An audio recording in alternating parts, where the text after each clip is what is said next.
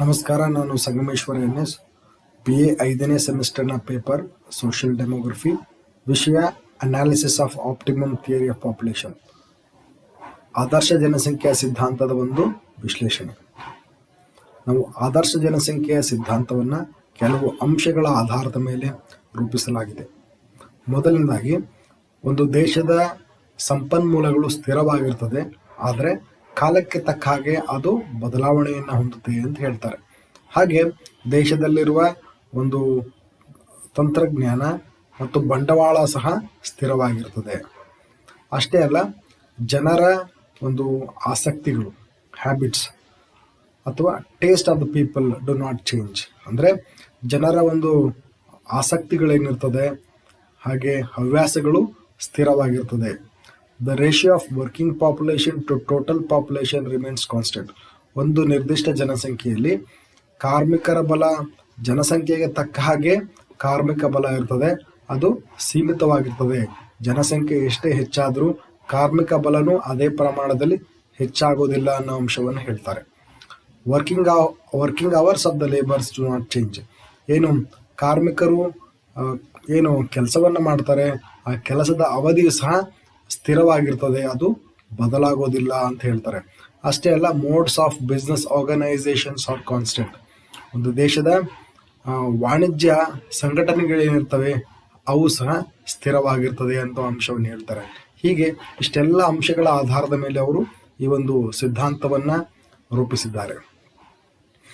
Optimum population is the ideal size of population which provides the maximum income per head. ನಾವು ಆದರ್ಶ ಜನಸಂಖ್ಯೆ ಅಂತ ಹೇಳುವಾಗ ಯಾವ ಜನಸಂಖ್ಯೆಗೆ ಅತ್ಯಧಿಕವಾದಂತಹ ಒಂದು ತಲಾದಾಯ ಇರ್ತದೋ ಅಂತಹ ಒಂದು ಜನಸಂಖ್ಯೆಯನ್ನು ನಾವು ಆದರ್ಶ ಜನಸಂಖ್ಯೆ ಅಂತ ಪರಿಗಣನೆ ಮಾಡ್ತೀವಿ. ಹೀಗೆ ಆದರ್ಶ ಜನಸಂಖ್ಯೆ ಅಂತ ಪರಿಗಣನೆ ಮಾಡಿದಾಗ ಆದರ್ಶ ಜನಸಂಖ್ಯೆಗಿಂತ ಹೆಚ್ಚು ಜನಸಂಖ್ಯೆಯನ್ನು ಹೊಂದಿದಾಗ ಆ ಜನಸಂಖ್ಯೆಯನ್ನು ಗರಿಷ್ಠ ಜನಸಂಖ್ಯೆ ಅಂತ ಹೇಳ್ತೀವಿ. ಹೀಗೆ ಗರಿಷ್ಠ ಜನಸಂಖ್ಯೆಯನ್ನು ಹೊಂದಿದ ರಾಷ್ಟ್ರದಲ್ಲಿ ನಾವು ತಲಾದಾಯ ಮತ್ತು ರಾಷ್ಟ್ರೀಯ ಆದಾಯ ಕಡಿಮೆ ಇರೋದನ್ನು ನೋಡ್ತೀವಿ. ಮತ್ತೆ ಒಂದು ಆದರ್ಶ ಜನಸಂಖ್ಯೆಗಿಂತ ಕಡಿಮೆ ಜನಸಂಖ್ಯೆಯನ್ನು ಹೊಂದಿದರೆ ಅದನ್ನು ಕನಿಷ್ಠ ಜನಸಂಖ್ಯೆ ಅಂತ ಕರಿತೀವಿ. ಈ ಕನಿಷ್ಠ ಜನಸಂಖ್ಯೆ ಇದ್ದಾಗೂ ಸಹ ತಲಾದಾಯ ಕಡಿಮೆ ಇರೋದನ್ನು ನೋಡ್ತೀವಿ. ಹೀಗೆ ಗರಿಷ್ಠ ಮತ್ತು ಕನಿಷ್ಠ ಜನಸಂಖ್ಯೆಯ ನಡುವಿರುವ ಒಂದು ಜನಸಂಖ್ಯೆಯೇ ಆದರ್ಶ ಜನಸಂಖ್ಯೆ.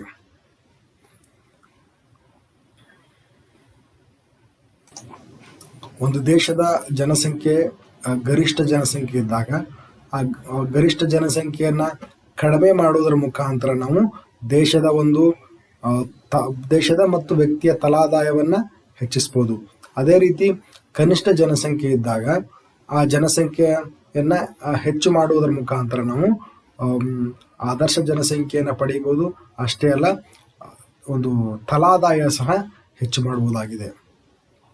ಹೀಗೆ ಆದರ್ಶ ಜನಸಂಖ್ಯೆ ಅನ್ನೋದು it's not A fixed point. ಅಂದರೆ ಅದನ್ನು ಸ್ಪಷ್ಟವಾಗಿ ಒಂದು ದೇಶದ ಜನಸಂಖ್ಯೆ ಇಷ್ಟೇ ಇರಬೇಕು ಅಂತ ನಿಗದಿಪಡಿಸಲಾಗಿಲ್ಲ.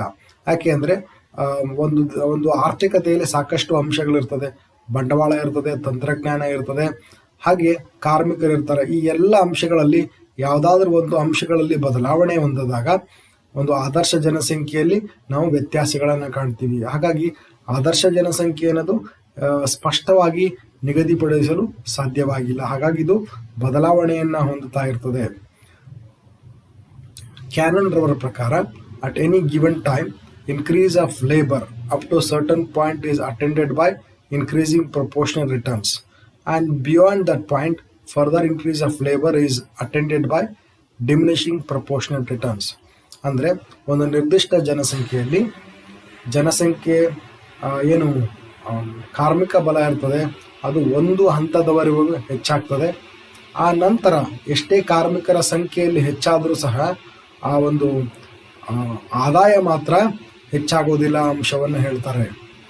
ಹೀಗೆ ದೇಶದ ಒಂದು ಆದರ್ಶ ಜನಸಂಖ್ಯೆಯನ್ನು ನಾವು ನಿಗದಿಪಡಿಸುವಾಗ ಆ ದೇಶದ ಕಾರ್ಮಿಕ ಬಲ, ತಂತ್ರಜ್ಞಾನ, ಬಂಡವಾಳ ಈ ಎಲ್ಲ ಅಂಶಗಳನ್ನ ತೆಗೆದುಕೊಂಡು ಒಂದು ದೇಶದ ಆದರ್ಶ ಜನಸಂಖ್ಯೆಯನ್ನು ನಾವು ನಿಗದಿ ಮಾಡಲಾಗ್ತದೆ. ಧನ್ಯವಾದಗಳು.